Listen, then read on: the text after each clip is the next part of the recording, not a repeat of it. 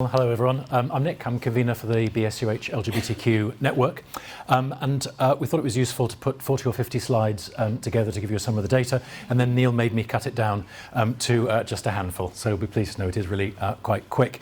So, intersectionality data and what can we learn from our electronic staff record, our ESR. A few things on data cautions. The first is to caution you, of course, around correlation versus causation.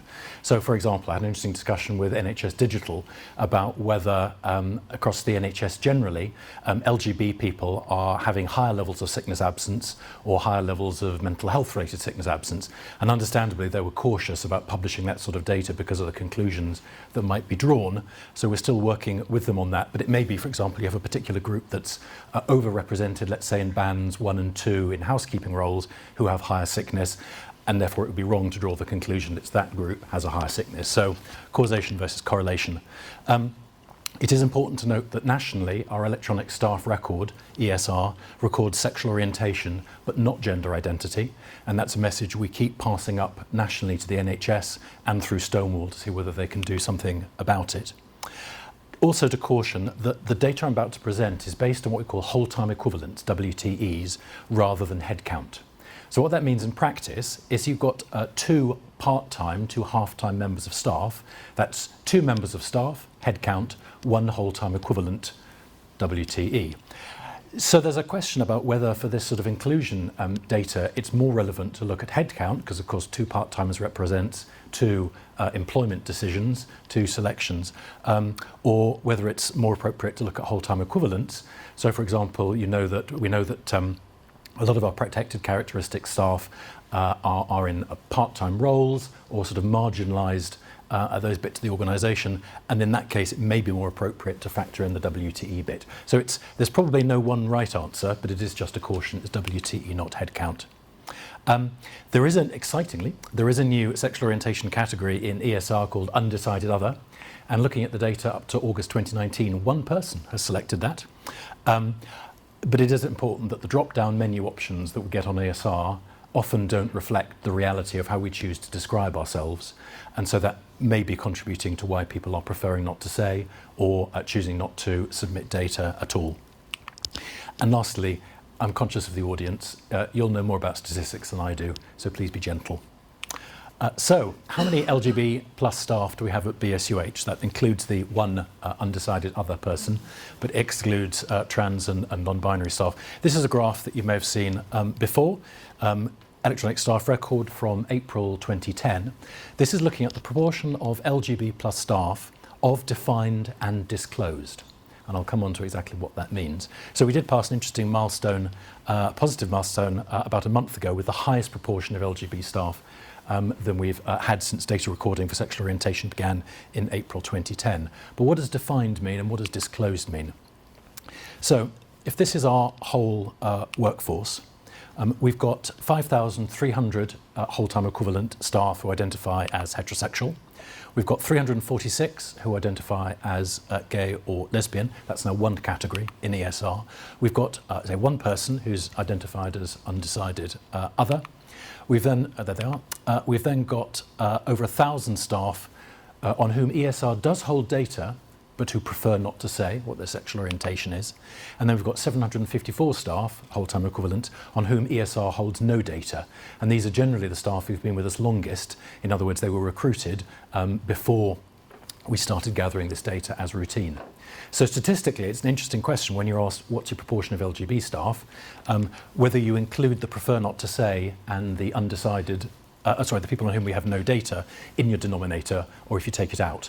So the 7.8% that I've just presented is with it removed from the denominator, but for the purposes of these data, I've kept them in so we can start to compare some of the rates. So, LGB and disability. Hi.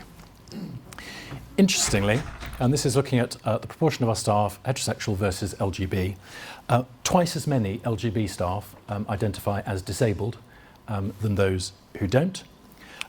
Prefer not to say and no data are generally about the same for heterosexual and LGB. Not quite sure why, don't know what else is going on, if it's related to a general propensity to disclose, or if there are other things. And I mean, Harry talked about gay men and HIV, maybe there's something in there. Don't know, but interesting, there is a lot of overlap. If we look at religion, now you might wonder why I've only picked these categories. These are the most populous categories, and then I've summarised it within all religions. What's interesting is that if you identify as heterosexual, you're more likely to be Christian. A significant increase there. All religions, again, if you're heterosexual, over 60% identify as having a religion, less for LGB. LGBT people are more likely to be atheists. But what is interesting is that nearly 50% of our LGB staff identify as having a religion. And when I did a sort of straw poll with people around what they felt that percentage should be, they thought that percentage would be, they generally came in at much lower than that. So we've got a lot of LGBT people who identify with a faith, a religion. Nationality is interesting.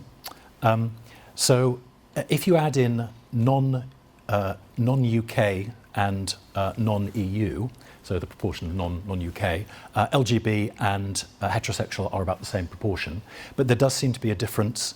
If you're EU but non-UK, you have a slightly higher rate for LGB, and the reverse for other, so non-UK, non-EU, slightly higher rate among heterosexual. For LGB and ethnicity, and I've just categorised this by BAME, so that is only sort of the visible BAME as opposed to white other, and all white is kind of in that, all the white categories are in that box there, which is how the National Workforce Race Equality Standard defines it, a visible BME. Interestingly, you've got a higher proportion of BME people who would identify as heterosexual or lower LGB, and the reverse for white. But then when you compare it by prefer not to say rates, if you're white, around just about 13% prefer not to say, very much higher for BAME.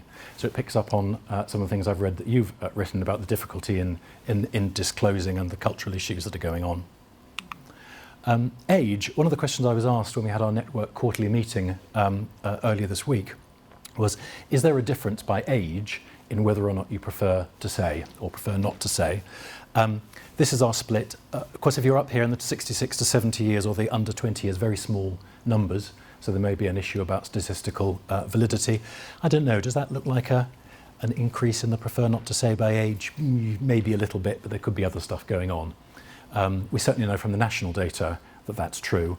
A much higher proportion of younger people will identify as LGB than older. So that was a canter through our ESR data and maybe some surprises in that. Thank you.